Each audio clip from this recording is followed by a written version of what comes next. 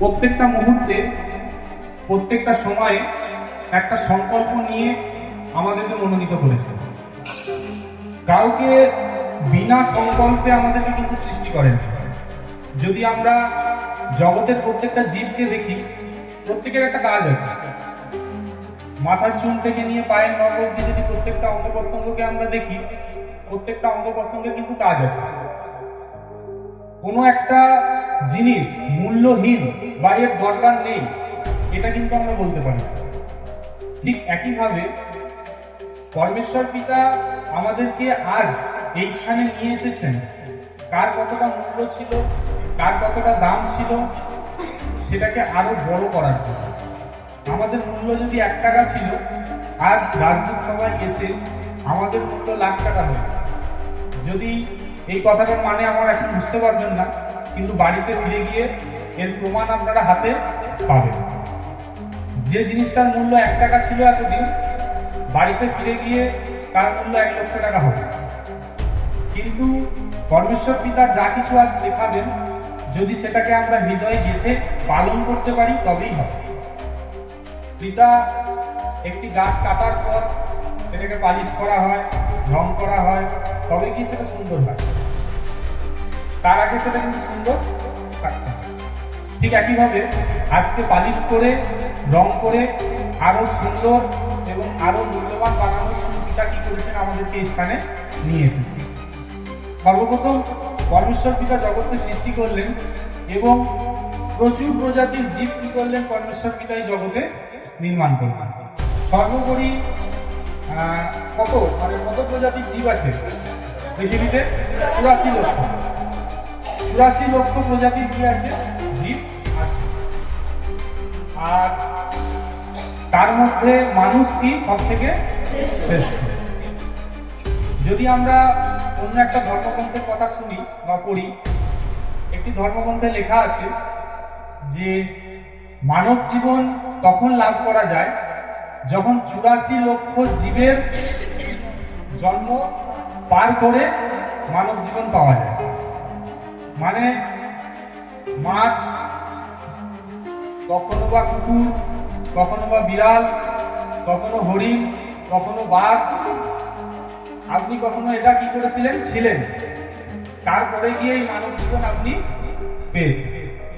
কোন একটি ধর্মগ্রন্থে এমন কথা লেখা আছে যে 84 লক্ষ প্রজাতির জীব পৃথিবীতে আছে, সেই 84 লক্ষ প্রজাতির জীব হিসাবে আপনাকে একদিন কি করতে হয়েছিল, জন্মগ্রহণ করতে হয়েছিল। অর্থাৎ 84 লক্ষ প্রজাতি জন্ম করে তারপরে গিয়ে কি পেয়েছেন, আপনি মানব জীবন পেয়েছেন।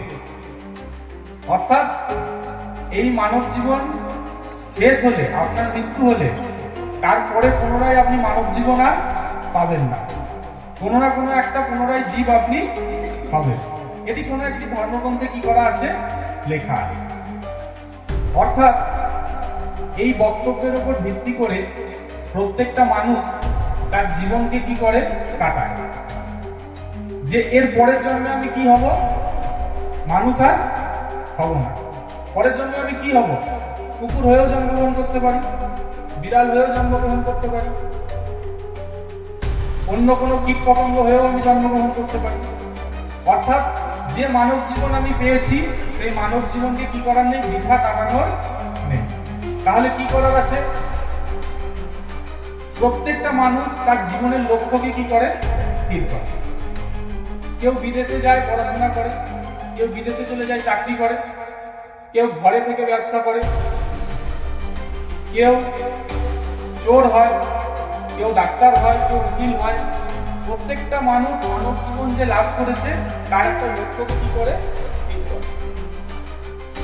কেউ ঘরের গৃহবধূ হয়ে থাকে, কেউ বা কিছুই করে না, কেউ মাতাল হয়। প্রত্যেকটা মানুষ কি করে, তার একটা লক্ষ্য, জীবনের উদ্দেশ্যকে কি করে, স্থির করে। কেন, মানব জীবন একবারই পেয়েছে। 60 বছর বাঁচবো, 70 বছর বাঁচবো, কি 80 বছর বাঁচবো, তার বেশি কি করতে পারবো না, বাঁচতে পারবো না। আর দ্বিতীয়বার কি পাবো না, মানব জীবন আমরা আর পাবো না। তাহলে কি করে নেওয়ার আছে, এই জীবনটাকে আনন্দ করার আছে। এই জীবনে আরো আনন্দ করার আছে, আরো সুখভোগ করার আছে, আরো নষ্টামির পথে যাওয়ার আছে। বিভিন্ন মানুষ তার উদ্দেশ্যকে কি করে স্থির করে, যেহেতু মানব জীবন আমি আর দ্বিতীয়বার পাবো না। কিন্তু পরমেশ্বর পিতা আজ রাজদূত সভায় আমাদেরকে উপস্থিত করিয়েছেন এই কারণে আমাদের জীবনের একটা উদ্দেশ্য হওয়া দরকার আছে। যদি আমাদের জীবনের একটা উদ্দেশ্য না থাকে তাহলে কখনোই কি করতে পারবো না, আমরা এগিয়ে যেতে পারবো না। কেন? যদি আমরা পৌলকে দেখি, পৌল কি ছিল? পৌলকে চেনেন?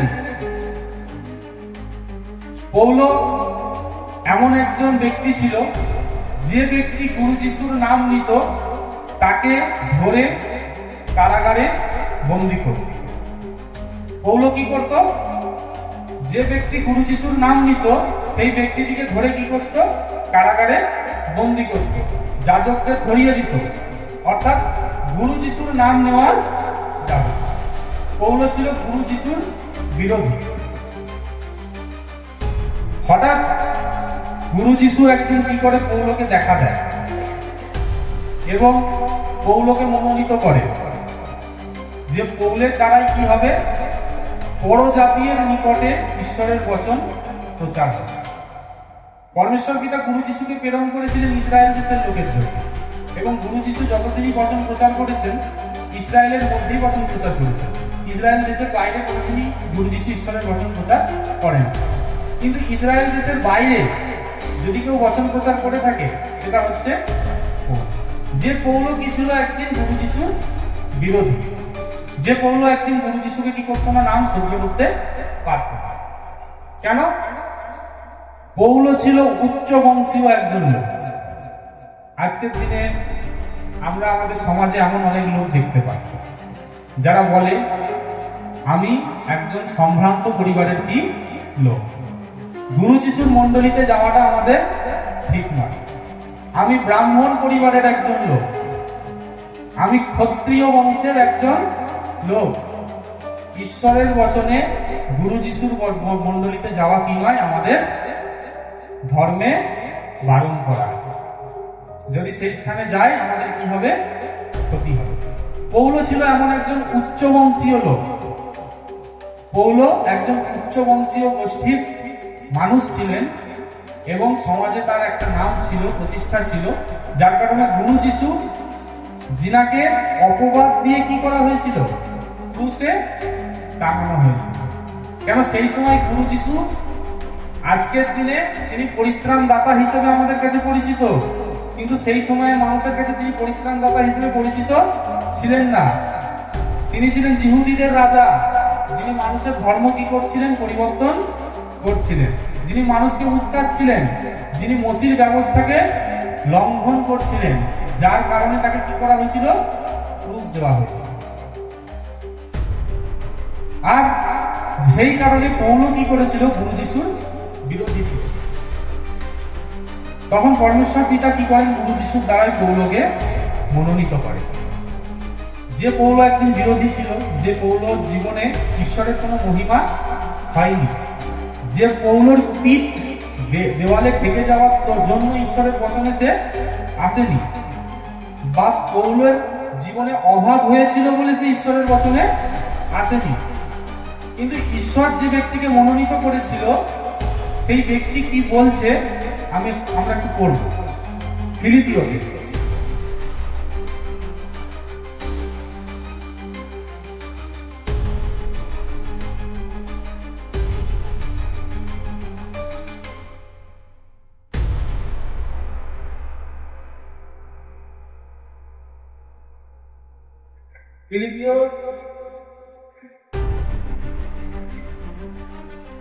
ফিলিপিও 3:7 আমি পড়ছি, হ্যাঁ, আপনারা শুনবেন। ফিলিপিও 3:7 বলছে যে কিন্তু যাহা যাহা আমার লাভ ছিল সে সমস্ত খ্রিস্টের নিমিত্ত ক্ষতি বলিয়া গণ্য করিলাম। যে ব্যক্তি একজন ঈশ্বর বিরোধী ছিলেন সেই ব্যক্তি কি বলছে? যে একদিন খ্রিস্টের নাম নিলে ব্যক্তি, লোক, মহিলা, শিশু প্রত্যেককে কি করতো? কারাগারে বন্দি করত, হত্যা করত, বা তাদেরকে সমাজগৃহ হইতে আলাদা করে দিত। সেই পৌল কি বলছে, যেটাতে আমার লাভ ছিল গুরু যিশুর জন্য আমি সেটা ক্ষতি বলে মনে করলাম। কথাটা বুঝতে পারছেন? যেটাতে আমার লাভ ছিল, মানে যেটা করলে আমার লাভ হতো, সেটা আমি গুরু যিশুর জন্য কি মনে করলাম? ক্ষতি। আমি ছিলাম একজন উচ্চ বংশীয় লোক, ক্ষত্রিয়, ব্রাহ্মণ, বিশিষ্ট হিন্দু পরিবারের একজন মহিলা বা বিশিষ্ট হিন্দু পরিবারের একজন লোক, উচ্চ নাম করা কোনো ব্যবসায়ী, উচ্চ নাম করা কোনো পলিটিক্যাল নেতা, উচ্চ নাম করা কোনো চাকরিজীবী বা জমিদার বা শিক্ষক বা সাধারণ মানুষ। কিন্তু এই সকল কিছু আমার কাছে কি নয়? বড় বিষয় নয়। খ্রিস্টের জন্য এগুলো আমার কাছে কি? ক্ষতি। এটা ধরে রাখা আমার কাছে কি নয়? লাভ। পৌল সেই কথাটাই স্বীকার করছে, যে কারণে আমি একদিন মানুষকে কারাগারে বন্দী করতাম, যে আমি একজন উচ্চবংশীয় লোক, আর আমার এলাকায় ঈশ্বরের বচন হওয়া কখনোই সম্ভব নয়। প্রত্যেক দিন দুপুরবেলা 2 ঘন্টা হাত তালিয়ে দেবে, ভজন করবে, লোক আসবে, এটা কি নয়? কখনোই সম্ভব। কে ঈশ্বর? কে যিশু গুরু? সেই ব্যক্তি কি বলছে, যেটা আমার লাভ ছিল সেটা আমি খ্রিস্টের নিমিত্ত কি মনে করলাম? ক্ষতি। আজকে এমন ভাবনা আমাদের মধ্যে কি করার আছে? রাখার আছে। এমন অনেক কিছু জিনিস যেটা আমাদের লাভজনক, সেটা হতে পারে আমাদের ব্যবসা, সেটা হতে পারে আমাদের পরিবারের কোনো আত্মীয় স্বজন, আমার পাড়া প্রতিবেশী, সেটা আমার কাছে লাভজনক। কিন্তু খ্রিস্টের নিমিত্ত কি করতে হবে? সেটা আমাকে ক্ষতি বলে মনে করতে হবে। যেটা পরের বচনগুলো পড়লে আমরা আরো ভালো ক্লিয়ার হয়ে যাবে যে সে কি বলতে চাইছিল। কিন্তু মূল যেটা বোঝার আছে, তোমার বংশ, তোমার গোত্র কোথায় ছিল যখন তুমি রোগে পড়েছিলে? তোমার প্রতিবেশী, তোমার আত্মীয়, তোমার ব্যবসা, তোমার সম্ভ্রান্ত ঘরের সেই প্রেস্টিজ, সেটা কোথায় ছিল যখন তুমি সমস্যায় পড়েছিলে? তখন তুমি কার নামে পরিত্রাণ পেয়েছো? গুরু যিশুর নাম। কিন্তু যখন তুমি গুরু যিশুর নাম থেকে পরিত্রাণ পেয়ে গেলে, এরপর তোমার স্বামী, তোমার শ্বশুর, তোমার পরিবারের লোক, তোমার স্কুলের টিচার, তোমার বন্ধু তোমাকে বোঝাচ্ছে যে ওখানে গেলে কি হবে, এবার ধরে তোমাকে মারবে। কেন? ফেসবুকে অনেক ভিডিও দেখা যাচ্ছে যে গুরু যিশুর মন্ডলী কি করে দেওয়া হচ্ছে? বন্ধ করে দেওয়া হচ্ছে। গুরু তো আমাদের প্রেম করতে শিখিয়েছেন না, হাতিয়ার ধরতে কখনো শেখাননি। নইলে হয়তো 1-2 থাপ্পড় আমরাও মারতাম, আমাদেরও হাতের জোর আছে। কিন্তু ঈশ্বর কি দেখিয়েছেন? আমাদের প্রেম করতে দেখিয়েছেন। আমি যে জায়গায় থাকি সেটা আমারও পাড়া, আমিও পারলে 4টে লোকের নামে হাইকোর্টে কেস করতে পারি, আমারও পকেটে জোর আছে। কিন্তু খ্রিস্টান নিমিত্ত সেগুলোকে কি মনে করি? আমি ক্ষতি। সেগুলো করে কোনো লাভ আমার নেই। কেন? ঈশ্বর আমাকে কি করতে শিখিয়েছেন? প্রেম করতে শিখিয়েছেন। তাদেরও অনেক ভুল আমি জানি, তাদেরও অনেক প্রকৃতি আমি জানি। আমার মন্ডলী যদি তারা বন্ধ করে, তাদেরও অনেক কিছু বন্ধ করতে আমরা পারি। কিন্তু তাতে কি হবে না? তাদের মন পরিবর্তন হবে। তার জন্য পরমেশ্বর পিতা এটা আমাদের শেখায়, আমাদের জীবনের উদ্দেশ্য, আমাদের জীবনের লক্ষ্যকে যদি আমরা স্থির না করতে পারি, তাহলে কখনোই ঈশ্বরের রাজ্যে আমরা বেশি দিন টিকে থাকতে পারি। পৌলকে পরমেশ্বর পিতা গুরু যিশুর দ্বারাই সেই একবার মনোনীত যখন করেন, তারপর পৌল কখনো আর বিশ্রাম নেন। আমরা তো একটুতেই পরিশ্রম করলেই হাঁপিয়ে যাই। সামান্য হয়তো 12 ঘন্টা আমরা বাসে জার্নি করে এসেছি, কিন্তু সেই সময় পৌল এক দেশ থেকে আরেক দেশ জাহাজে পাড়ি দিত। ঝড় উঠেছে জাহাজে, কখনো মরুভূমির মধ্যে দিয়ে, কখনো অনাহারে পৌল কি করেছে? বচন প্রচার করেছে। কিন্তু এখানে তো আমরা টাইমে টাইমে সবকিছুই পাচ্ছি। তারপরেও আমাদের উদ্দেশ্য কি নেই? স্থির নেই। তারপরেও আমরা ফেসবুকের ভিডিও, ইউটিউবের ভিডিও দেখে কি হয়ে পড়ি? শিথিল হয়ে পড়ি। এই কাল হয়তো সব মন্ডলী পরমেশ্বর পিতার বন্ধ হয়ে যাবে, এই হয়তো কাল থেকে আর আমরা মন্ডলীতে যেতে পারবো না। কিন্তু পরমেশ্বর পিতা তার প্রত্যেকটা যোজনা, প্রত্যেকটা সংকল্প কি করে রেখেছেন? ঠিকভাবে করে রেখেছেন। তার জন্য আমাদের জীবনের উদ্দেশ্য, আমাদের জীবনের লক্ষ্য কি হওয়া দরকার সেটা বলছে যে খ্রিস্টের জন্য কি মনে করলাম সেটাকে আমি ক্ষতি বলে মনে করি। এরপর একটা বচন পড়বো করন্থীয় 15:19-এ, 1 করন্থীয় 15:19।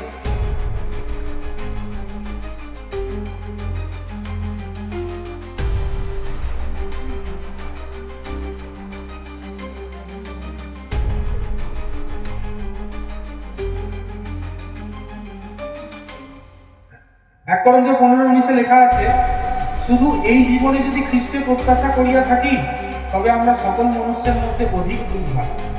পুনরায় পৌল বলছে যদি শুধু এই জীবনের জন্য খ্রিস্টের প্রত্যাশা করে থাকি,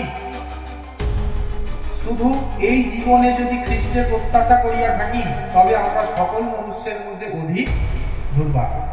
যদি আমাদের কোনো কিছু প্রয়োজন হয়, খাদ্য, বস্ত্র, বাসস্থান বা কোনো রোগের সমস্যা, শারীরিক সমস্যা, আমরা কার উপর প্রত্যাশা রাখি? ঈশ্বরের উপর। বলছে যদি এই জীবনে, শুধু এই জীবনের জন্যই যদি তোমাদের প্রত্যাশা থাকে তাহলে তোমরা দুর্ভাগালো। 84 লক্ষ প্রজাতির মধ্যে তোমাকে শ্রেষ্ঠ বানানো ঈশ্বরের এটা ভুল ছিল। যদি তুমি শুধুমাত্র এই জীবনের জন্যই কি রাখো? প্রত্যাশা রাখো। কেন? যারা ঈশ্বরকে জানে না তারাই শুধু এই জীবনের জন্য কি রাখে? প্রত্যাশা রাখে। কেন? পরের জীবনে কি হবে? মানুষ হয়ে আর জন্মগ্রহণ করতে পারবে না। তাহলে যা প্রত্যাশা রাখার আছে এই জীবনের জন্যই রাখার আছে। যদি এই জীবনে দুতলা বাড়িতে শুতে না পারি আর পরের জীবনে শুতে পারবো না। যদি এই জীবনে গাড়ি চাপতে না পারি পরের জীবনে আর চাপতে পারবো না। এই জীবনে যদি আর ওই শাড়িটা না পরতে পারি পরের জীবনে আর পড়তে পারবো না। কারণ পরের জীবনে তো প্রাণী হয়ে জন্মগ্রহণ করবো, তখন তো কোনো কিছুই করতে পারবো না। যদি এই জীবনে আমি দুটো বিবাহ না করতে পারি তাহলে পরের জীবনে আর বিবাহ করিতে পারিব না। যদি এই জীবনে আমি ঘরের স্ত্রী আর বাইরে বড় স্ত্রী রাখতে না পারি পরের জীবনে আমি পারবো। বলছে এই জীবনেই তোমাদের শুধুমাত্র কি আছে? প্রত্যাশা আছে এই জীবনের জন্য। কেন? বড় জীবনের জন্য তোমাদের কোনো প্রত্যাশা নেই। পরমেশ্বর পিতা আমাদেরকে কি শিখিয়েছে? এই জীবনের পর কি আছে? স্বর্গরাজ্যের। ঈশ্বর বলছেন তুমি স্বর্গরাজ্যের জন্য কি রাখো? প্রত্যাশা রাখো। তোমার জীবনের উদ্দেশ্য কি হোক? স্বর্গরাজ্য। তোমার জীবনের লক্ষ্য কি হোক? স্বর্গরাজ্য। সেই অনন্ত জীবন লাভ করা হচ্ছে তোমার জীবনের উদ্দেশ্য। এই জীবনের জন্য তুমি কোনো প্রত্যাশা রেখো না। এই জীবনের জন্য যদি তুমি প্রত্যাশা রাখো তাহলে তুমি হচ্ছে সব থেকে বড়। কেন? লাসার আর একজন বড়লোক ব্যক্তির কাহিনী আমরা প্রত্যেকেই পড়েছি। আরো একটা দৃষ্টান্ত আমরা পড়েছি। সেই ব্যক্তি বলছে যে আমার গোলাঘর কি হয়ে আছে? মজুদ হয়ে আছে। আগামী বছরগুলো আমি কি করতে পারবো? বসে বসে খেতে পারবো। জীবনের জন্য বিরাট প্রত্যাশা তার। ব্যাংক ভর্তি কি করে ফেলেছে? টাকা জমিয়ে ফেলেছে। আর তাকে পরিশ্রম করতে হবে না। এবার ফ্লাইটে ঘুরবে, হেলিকপ্টারে ঘুরবে, 4 চাকায় ঘুরবে। কিন্তু গুরু কি বলছেন দৃষ্টান্তের শেষে? যে অর্ধ রাতেই যে তোমার প্রাণ কাড়িয়া লইয়া যাইবে সেটা তুমি চাই। কত বড় বড় জমিদার, কত বড় বড় রাজা 500 বছর শাসন করেছে, 700 বছর শাসন করেছে, ইতিহাসে আমরা পড়েছি। তাদের আজকে আর কোনো হদিস পাওয়া যায় না। এই জীবন চিরস্থায়ী নয়, এই জীবন ক্ষণস্থায়ী। আর এই ক্ষণস্থায়ী জীবনের জন্য তুমি কোনো প্রত্যাশা রেখো। যদি কোনো প্রত্যাশা তোমার থাকে, কোন জীবনের জন্য থাকবে? অনন্ত জীবন। যদি মান সম্মানের প্রত্যাশা থাকে, প্রেস্টিজের প্রত্যাশা থাকে, সম্মানের প্রত্যাশা থাকে, ভালোবাসা প্রেমের প্রত্যাশা থাকে, কোন জীবনে রাখো? অনন্ত জীবন। কেন সেই অনন্ত জীবনে গিয়ে তোমাকে প্রত্যেকটা জিনিসই কি হবে, দেওয়া যাবে। আজ যদি তুমি দুঃখ করো, তুমি কি করবে, অনন্ত জীবনে গিয়ে হাসবে। কিন্তু যদি জগতের মানুষের মতো মনে করো যে না, সামনের জীবন আর মানব জীবন আমি পাবো না, তাহলে তুমি এই জীবনের জন্য কি রাখো, প্রত্যাশা। আর পৌল এটা বুঝতে পেরেছিল ঈশ্বরের আত্মা দ্বারা চলে, যে এই জীবনে আমার কোনো প্রত্যাশা নেই। বাস্তব পৌলের কোনো প্রত্যাশা ছিল না। ঈশ্বরের বচন পাওয়ার পর সে বিবাহও করেনি। কি করেনি? সে কোনো বিবাহও করেনি। নিজের নির্দিষ্ট কোনো ঘরও তার ছিল না, বাসস্থানও তার ছিল না, যে এটা তার কি বাসস্থান। যে আধার কার্ডে লেখা আছে এর ঠিকানা এখানে মেমারিতে, কি এর ঠিকানা সাতগেছিয়াতে, এরকম কোনো নির্দিষ্ট বাসস্থানও ওর ছিল না। কি তার মধ্যে কি কোনো ইচ্ছা ছিল না যে তার একটা ঘর হোক, ছোট্ট একটা ঘর হোক, ছোট্ট একটা ব্যবসা থাকুক, কি ছোট একটা সংসার থাকুক? এই প্রত্যাশা কি তার ছিল না? না সে রক্ত মাংসের শরীর ছিল না তার, না তার মধ্যে শয়তান কখনো চাতুরি করতো না, না তাকে মন বঞ্চনা দিত না। কিন্তু ঈশ্বরের আত্মায় নিজেকে সে এতটাই মজবুত রেখেছিল, নিজেকে প্রত্যেকটা পদে বুদ্ধি দ্বারা নয়, জ্ঞান দ্বারা নয়, কিন্তু ঈশ্বরের আত্মা দ্বারা চালনা করতো বলেই এই জীবনে কোনো প্রত্যাশা সে রাখে। কিন্তু যে দুর্ভাগা, সে এই জীবনের জন্য কি রাখবে, প্রত্যাশা রাখবে। আর এই জীবনে যে প্রত্যাশা রাখবে তাকে প্রচুর দেবেও, কিন্তু ওই জীবনে গিয়ে সে কিছু পাবে না। যে এখানে কুড়াবে সে স্বর্গরাজ্যে ছড়াবে, আর যে এখানে ছড়াবে সে স্বর্গরাজ্যে গিয়ে কি করবে, সেগুলো। সেই কথাটাকে কি করার আছে, আমাদের মাথায় রাখার আছে। একটা বচন করব মথিতে 13:45।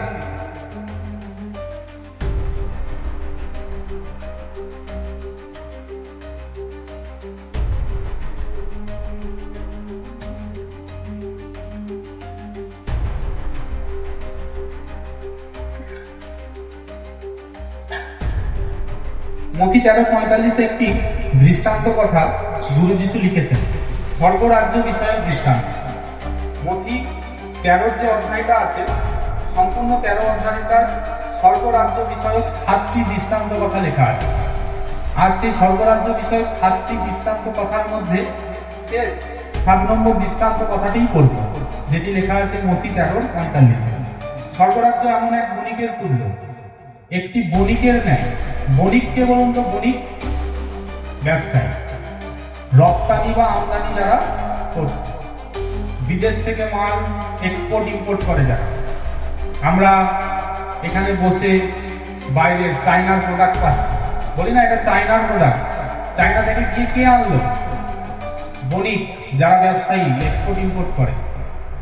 বলছে বণিক উত্তম মুক্তা অন্বেষণ করছিল। বলছে একটা ভালো মুক্তা কি করছিল সে? একটা দামি মহামূল্যবান একটি মুক্তা কি করছিল সে? অন্বেষণ করছিল। রূপো, সোনা, হিরে, এর মধ্যে সব থেকে মহামূল্যবান কোনটা? হিরে। রূপো, সোনা আর হিরে, এর মধ্যে মূল্যবান কোনটা? হিরে। মানে তোমাকে যদি বলা হয় 500 গ্রাম হিরে দেবো, 500 গ্রাম সোনা দেবো আর 500 গ্রাম রূপো দেবো, তুমি কোনটা নেবে? 500 গ্রাম হিরে। ঠিক ওই বণিক একটা দামি মুক্ত কি করছিল? অন্বেষণ করছে। যে একটা দামি মুক্ত সে কি করছে? অনেক দিন থেকে বাজারে খুঁজছে, যে একটা দামি মুক্ত সে কিনবে, একটা কোয়ালিটি ভালো কিছু একটা জিনিস সে কিনবে। সে একটি মহামূল্য মুক্ত দেখিতে পাইয়া গিয়া সর্বস্ব বিক্রয় করিয়া তাহা ক্রয় করিল। আর যেটা সে খোঁজ করছিল, যখন পেল, সে কি করলো? সর্বস্ব বিক্রয় করিয়া সেটাকে কিনল। অর্থাৎ স্বর্গরাজ্য একটি বণিকের তুল্য, যে বণিক একটি মহামূল্যবান মুক্তা অন্বেষণ করছিল। যখন সেটাকে পেল, সর্বস্ব বিক্রয় করে কি করলো? সেটাকে কিনল। কিছু বুঝতে পারছেন? স্বর্গরাজ্য একটি বণিকের তুল্য। সেই ভাবনা, বণিকের ন্যায় ভাবনা আমাদের যেন মহামূল্যবান রত্ন যখন পেল, নিজের সর্বস্ব বিক্রয় করে শিখল, কি করলো সেটাকে কিনল। নিজের সবকিছু বিক্রয় করে স্বর্গরাজ্যকে কি করলো সে গ্রহণ করলো। তুমি কি চাও? গুরু যিশুর সামনে শয়তান কি করলো? 40 দিন উপবাস রাখার পর শয়তানের সঙ্গে কি হচ্ছিল? গুরুর কথোপকথন হচ্ছিল। গুরুর সামনে দুটো অপশন রাখলো যে তুমি পাথরকে বলো রুটি হয়ে যেতে, তারপর তোমার যা কিছু দেখাচ্ছে পৃথিবীর যত সম্পত্তি, সোনা দানা গয়না সবকিছু কি করবো আমি তোমাকে দেব, তার বিনিময়ে তুমি আমাকে কি করো? প্রণিপাত করো। তুমি যদি আমাকে প্রণিপাত করো তাহলে আমি কি করবো? তোমাকে পৃথিবীর সর্বস্ব দেব। কিন্তু গুরু কিটাকে চয়েস করলো? সমস্ত সম্পত্তি না ঈশ্বরের আজ্ঞা? ঈশ্বরের আজ্ঞা। এখানেও ঠিক একই। তুমি তোমার সর্বস্ব কি করো? বিক্রয় করো, দিয়ে স্বর্গরাজ্যকে কি করো? চয়েস করো। তুমি সর্বস্ব বিক্রয় করে কি চয়েস করো? স্বর্গরাজ্য। সর্বস্ব বিক্রয় এটা দৃষ্টান্ত কথা, তার মানে এটা নয় যে আমরা বাড়িতে গিয়ে কাউকে সম্পত্তি বা আমরা সোনা গয়না সব বিক্রি করে দেব। সেই বণিক যখন একটি উত্তম মুক্তা পেল, তার কাছে যা ছিল সব বিক্রি করে দিয়ে সেটাকে কিনে নিল। মানে তার মূল্য কতটা? আজ স্বর্গরাজ্যের মূল্য কিন্তু সকলে বোঝে না। স্বর্গরাজ্যের কথা সকলের কাছে একটি গল্প কথা। স্বর্গরাজ্যকে চোখে দেখা যায় না, ভবিষ্যৎকে নিয়ে কেউ ভাবেও না, বা ভবিষ্যতে কি হতে চলেছে সেটা আমরা জানিও না। যদি না স্বর্গরাজ্য পাই তাহলে আজকের পরিশ্রম কি হবে? বৃথা হবে। তাহলে আজকের পরিশ্রম যদি বৃথা, তো হতেও পারে, 100% চান্স তো কেউ শিওর তো কেউ বলছে না। 100% শিওর যে স্বর্গরাজ্য পাবো? কনফিউশন আছে যে 100% শিওর নয় যে আমরা কি পাবো? স্বর্গরাজ্য পাবো। বেকার এখন সর্বস্ব বিক্রয় করে স্বর্গরাজ্যকে চয়েস করবো, দিয়ে কি হবে? এগুলো যাবে, ওগুলো যাবে, তার থেকে যেটা আছে সেটা থাকাই ভালো। সর্বস্ব বিক্রয় করে স্বর্গরাজ্যকে চয়েস করার কোনো দরকার নেই। সর্বস্ব বিক্রয় করা মানে কি? ব্যক্তি ত্যাগ স্বীকার করে, ত্যাগ স্বীকার করে। তুমি যদি ত্যাগ স্বীকার না করো, তুমি যদি কষ্ট না করো, তুমি যদি পরিশ্রম না করো, সেই মহামূল্যবান রত্ন তুমি কি করতে পারবে না? ক্রয় করতে পারবে না। কেন? মহামূল্যবান রত্নটা ক্রয় করার জন্য সর্বস্ব বিক্রয় করতে হয়েছিল। সর্বস্ব। তোমাকেও তোমার সর্বস্ব কি করতে হবে? বিক্রয় করতে হবে। তুমি কোন পরিবার থেকে আসছো এটা দেখলে হবে না। তুমি বাড়িতে কাঁসার থালায় খেতে এটা দেখলে হবে না। তুমি বাড়িতে রাতে এসিতে শুতে এটা দেখলে হবে না। তোমাকে পরমেশ্বর পিতা যে স্থানে বচন প্রচারে নিয়ে যাবে, যদি সেখানে নিয়ে গিয়ে তোমাকে চুনো মাছ দিয়ে ভাত দেয়, তোমাকে সেটাই খেতে হবে। তোমার সর্বস্ব কি করতে হবে? বিক্রয় করতে হবে। তোমাকে প্রেস্টিজ দেখলে হবে না যে তুমি মাটিতে বসে খাচ্ছ। সেই প্রেস্টিজ দেখলে হবে না যে 100 জনের মাঝে কি জাত কি ধর্ম তাদের মাঝে বসে ঈশ্বরের মন্ডলীতে তুমি শিক্ষা শুনছো। তাহলে তুমি সর্বস্ব কি করছো না? বিক্রয় করছো। আর সেই মহামূল্যবান স্বর্গরাজ্য ক্রয় করতে গেলে তোমাকে তোমার সর্বস্ব কি করতে হবে? বিক্রয় করতে হবে। আর এই সর্বস্বই বিক্রয় করতে সকলে পারে না। শয়তান মনকে কি করে? বঞ্চনা দেয়, বিভিন্ন ভাবে আমাদেরকে আটকে দেয়। তুমি যদি তোমার সর্বস্ব বিক্রয় করতে না পারো, স্বর্গরাজ্য তুমি কখনোই পাবে না। আর তোমার জীবনের উদ্দেশ্য, লক্ষ্য, ইচ্ছা কি থাকবে? মুখেই থাকবে, অন্তরে হবে না। আন্তরিক ইচ্ছা যদি তুমি তৈরি করে থাকো, তাহলে তোমার সর্বস্ব কি করতে হবে? তোমাকে বিক্রয় করতে হবে। কেন? পরমেশ্বর পিতা যখন মনোনীত করেছিল, তখন আমি ক্লাস 8-এ পড়ি। যখন পরমেশ্বর পিতা আমাকে মনোনীত করে, তখন আমি ক্লাস 8-এ পড়ি। এবং পরমেশ্বর পিতার আশীর্বাদে আমি পড়াশোনায় খুব ভালো ছিলাম। আমি ফার্স্ট, সেকেন্ড বা থার্ড এই তিনটের মধ্যেই আমি থাকতাম। এর বাইরে আমি কখনোই হইনি। কিন্তু যখন পরমেশ্বর পিতা সুসমাচার প্রচারের দায়িত্ব দেয়, তখন আমি ক্লাস 11 পাস করে 12-এ ভর্তি হই। জাস্ট ক্লাস 11 পাস করে 12-এ ভর্তি হয়েছি। আর মন্ডলী পরিচালনা এবং আরো বিবিধ সৎক্রিয়ার কাজে কি করে পরমেশ্বর পিতা আমাকে দায়িত্ব দেয়। তখন দায়িত্ব এতটাই ছিল যে সারাদিন 6 ঘন্টা 7 ঘন্টা কাজ করলে হয়তো সেই দায়িত্বকে আমি কি করতে পারবো, শেষ করতে পারবো। তখনই আমার সামনে পরমেশ্বর পিতা অপশন রাখে, তুমি তোমার ভবিষ্যতের জন্য কি করো, যে কোনো একটা রাস্তাকে চয়েস করো। যদি তোমার জীবনের লক্ষ্য হয় পড়াশোনা করে চাকরি করা, তাহলে তুমি কি করো, সেটাকেই এগিয়ে নিয়ে যাও। আর যদি তোমার জীবনের লক্ষ্য হয় সুসমাচার প্রচার করা, ঈশ্বরের দাসত্ব করা, তাহলে কি করো, তুমি সেটাকে গ্রহণ করো। কেন, তুমি পড়াশোনাও করবে আর ঈশ্বরের দায়িত্বও নেবে, তাহলে কোনোটাই ঠিকভাবে হবে না। তখনই পরমেশ্বর পিতা কি করে, আমার সামনে দুটি অপশন রাখে, যে কোনো একটাকে কি করতে হবে, তোমাকে চয়েস করতে হবে। প্রত্যেকটা মানুষের সামনেও এইরকম দুটি অপশন আসছে। কারো সামনে এমন অপশন আসতে পারে, নয় ব্যবসাকে চয়েস করো, নয় সুসমাচার প্রচারকে চয়েস করো, নয় পরিবার চয়েস করো, আর নয় সুসমাচার প্রচার চয়েস করো। এর থেকে বেশি উদাহরণ বলছি না, প্রত্যেকটা ব্যক্তির পরিস্থিতি আলাদা, কিন্তু তোমার সামনেও একদিন এইরকম দুটি অপশন আসবে। আর সেই সময় যদি তুমি সঠিক সিদ্ধান্ত নিতে পারো, তবে তুমি সঠিক জায়গায় দাঁড়াতে পারো।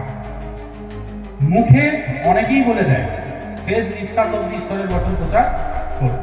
চায়ের দোকানে বসে তো রকম মুখ্যমন্ত্রীকে কতবার মানুষ মেরে দিচ্ছে, প্রধানমন্ত্রীকে কতবার জুতো মারছে, কিন্তু রিয়েলে সেটা কখনোই সম্ভব নয়। স্বপ্ন দেখা, জেগে স্বপ্ন দেখা আর ঘুমিয়ে স্বপ্ন দেখা, একটা কথা আছে না, দুটোর মধ্যে কি আছে, পার্থক্য আছে। ঘুমিয়ে স্বপ্ন দেখাটা একটা আলাদা, আর জেগে স্বপ্ন দেখাটা একটা আলাদা। স্বপ্ন পূরণ করতে গেলে কি করতে হয়, কষ্ট করতে হয়। আর যে কষ্ট করেছে পরমেশ্বর পিতা কি করেছে, তাকে উন্নতি দিয়েছে। অনেকের ধারণা থাকে বাইবেলে আমি পিএইচডিও করিনি, বা আমি জন্মসূত্রে খ্রিস্টান ধর্মের লোকও নই, কিন্তু গুরু যিশুর কথা বললে এত মানুষ কেন শোনে? পরমেশ্বর পিতা কি করেছেন, সেই জায়গা দাঁড় করিয়েছে। আর সেই পরিশ্রম কি করতে হয়েছে, আমাকে দিতে হয়েছে। তাহলে সেদিন আমি কোন অপশনটি চয়েস করেছিলাম? আজকের পরিস্থিতি শুনে কি মনে হয়?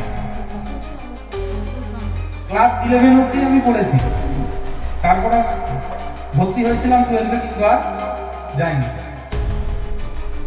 তারপর স্কুল থেকে অনেক স্যারেরাও এসেছিল, বন্ধু বান্ধবরাও অবাক হয়ে যায়। এলাকায় প্রায় 2 বছর আমি ছিলাম না, সুসমাচার প্রচারের জন্য বিভিন্ন জায়গায় কি ছিলাম, আমি বেরিয়ে গিয়েছিলাম। অর্থাৎ তুমি যদি তোমার সর্বস্ব ত্যাগ না করো, আর এটা বসে বসে আশা করো যে স্বর্গরাজ্য আমি পাবো, তাহলে তুমি কি করছো, জেগে ঘুমিয়ে স্বপ্ন দেখছো। ঠিক আছে, ঘুম ভাঙবে, আবার তুমি তোমার স্বপ্নের কথা কি করে গেছো, ভুলে গেছো। সর্বস্ব তুমি ত্যাগ করতে পারবে না। আর ঈশ্বর আমাকে স্বর্গরাজ্য দিক, ঈশ্বর আমাকে দিয়ে শেষ নিঃশ্বাস অব্দি ত্যাগ করা। অনেকে তো বললো 5 জন এসছি 5,000 আসুক, অনেকে তো বললো 6 জন এসছে 6,000 আসুক। আর সর্বস্ব তুমি কি করতে পারবে না, ত্যাগ করতে পারবে না। বাড়িতে 4টে গরু বাছুর আছে, 4টে গরু বাছুরের চিন্তাই তুমি ত্যাগ করতে পারবে না, তো সর্বস্ব ত্যাগ করা তো অনেক দূরের কথা। বাড়ির একটি ছোট্ট ব্যবসার চিন্তাই তুমি ত্যাগ করতে পারবে না, তো সর্বস্ব ত্যাগ করা অনেক দূরের কথা। সর্বস্ব ত্যাগ করাটা অত সহজ নয়। তাহলে তো একটা কালো প্যান্ট আর সাদা জামা পরে সবাই ঈশ্বরের প্রচারক হয়ে যাবে। কারণ ইউটিউবে অনেকে চ্যানেল খুলে দিচ্ছে আর পবিত্র শাস্ত্রের বচন পাঠ করছে, ভজন ছেড়ে দিচ্ছে, তাহলে তো মানুষ তাদের কাছেই ছুটে চলে যেত, যদি এতটাই সহজ হতো। ঘরে বসে অনলাইনে শিক্ষা যদি এতটাই সহজ হতো ইউটিউবের মাধ্যমে, তাহলে মানুষ তো সেখানেই চলে যেত। কিন্তু তুমি যদি সর্বস্ব ত্যাগ না করো, কেউ তোমার কাছে শিক্ষা নিতে আসবে না। পরমেশ্বর পিতা এরকম অনেক দৃষ্টান্ত আমাদের সামনে রেখেছেন, এরকম অনেক ব্যক্তিকে আমাদের সামনে রেখেছেন। কারণ এটা নতুনদের নিয়ে তো লিডার মিটিং, পুরোনারা থাকলে অনেকের সঙ্গে আপনাদের পরিচয় করিয়ে দিতাম যে দেখুন পরমেশ্বর পিতা এরকম একজন দৃষ্টান্তকে কি করেছেন, দান করিয়েছেন। আপনারা আপনাদের এরিয়া স্যারম্যানদেরকে তো প্রায় দেখেন, তিনাদের সম্পর্কে আমাকে আলাদাভাবে বলতে হবে না, তিনারাও অনেক ট্যাক্স স্বীকার করেছেন বলে আজকে এই জায়গায় আছে। ঠিক এমন ট্যাক্সিটার যদি চিন্তা ভাবনা থাকে, তাহলে বাড়িতে গিয়ে যার মূল্য 1 টাকা ছিল তার মূল্য লক্ষ টাকা হবে, যদি সর্বস্ব ত্যাগ করার চিন্তা থাকে। সাপ যদি খোলস ত্যাগ না করে মারা যাবে কিন্তু, আর খোলস ত্যাগ করলে নতুন চামড়া সে পায়। তোমাকেও তোমার খোলস কি করতে হবে? ত্যাগ করতে হবে। একটা বচন করব, 1 করম 2 করন্থীয়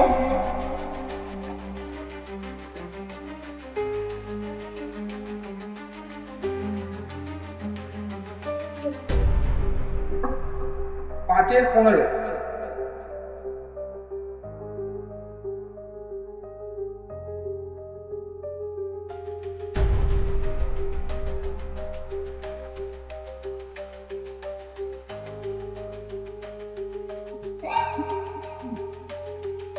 দুই করন্থীয় 5:15 লেখা আছে, আর তিনি সকলের জন্য মরিলেন। গুরু আমাদের সকলের জন্য কি করলেন? মরিলেন। কেন? যেন যাহারা জীবিত আছে তাহারা আর আপনাদের উদ্দেশ্যে নয়, কিন্তু তাহারই উদ্দেশ্যে জীবন ধারণ করে। তিনি সকলের জন্য মরিলেন, যেন যাহারা জীবিত আছে তাহারা আর আপনাদের উদ্দেশ্যে নয়, কিন্তু তাহারই উদ্দেশ্যে জীবন ধারণ করে। গুরু কেন মরেছিলেন?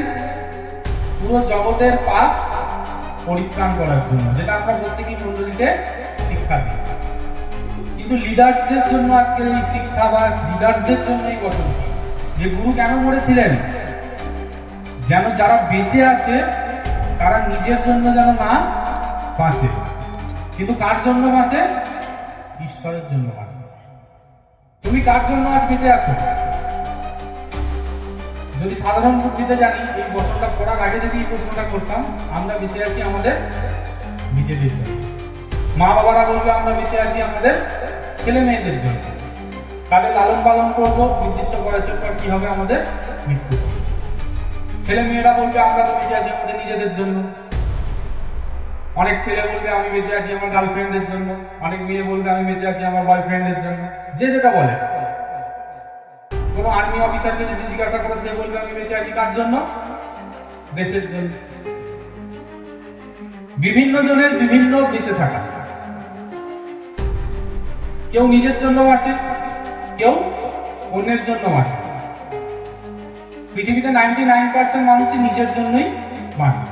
নিজে ভালো থাকবো, নিজে ভালো খাবো, নিজে ভালো করবো, আর নিজের উন্নতি হবে, এর জন্যই বেঁচে থাকা। কিন্তু গুরু বলছে আমি প্রত্যেকের জন্য কি করেছি? মরেছি।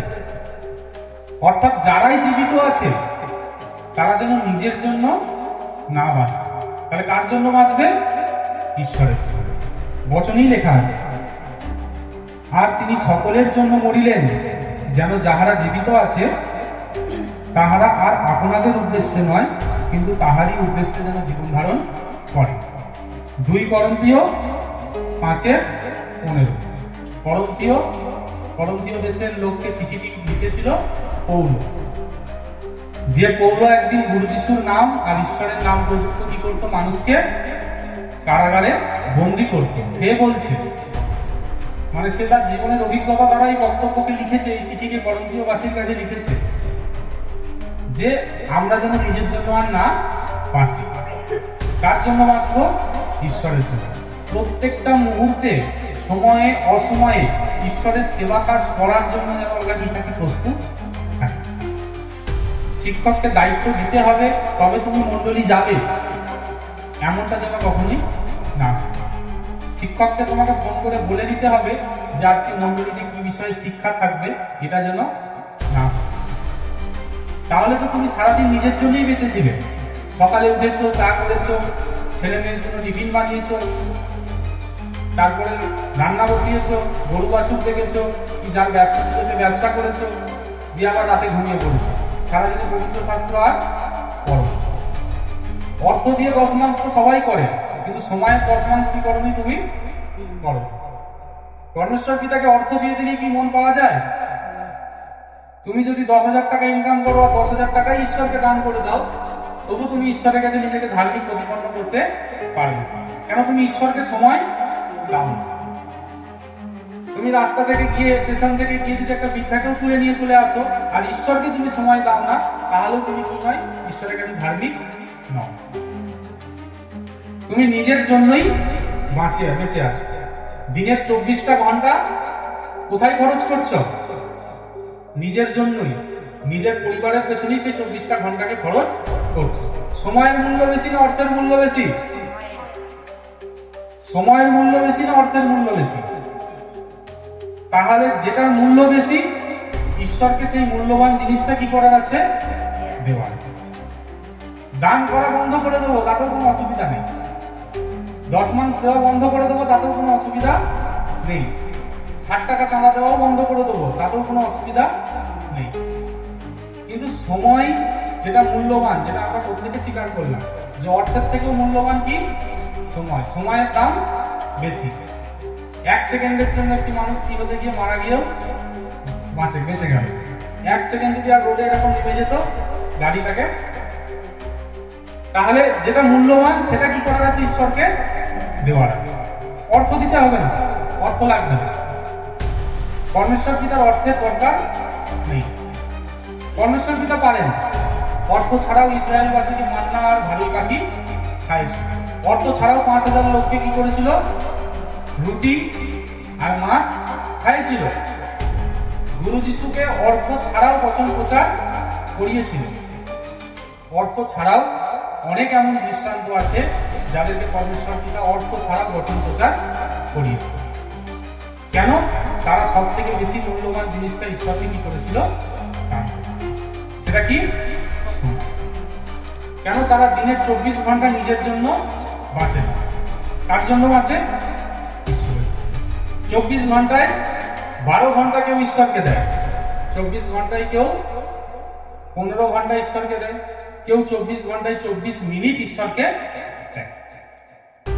যে যেমন সময় দেয়, যে যেমন ঈশ্বরের কাছে মূল্যবান সময়কে দান করে, সে তদ অনুসারে কি হয়?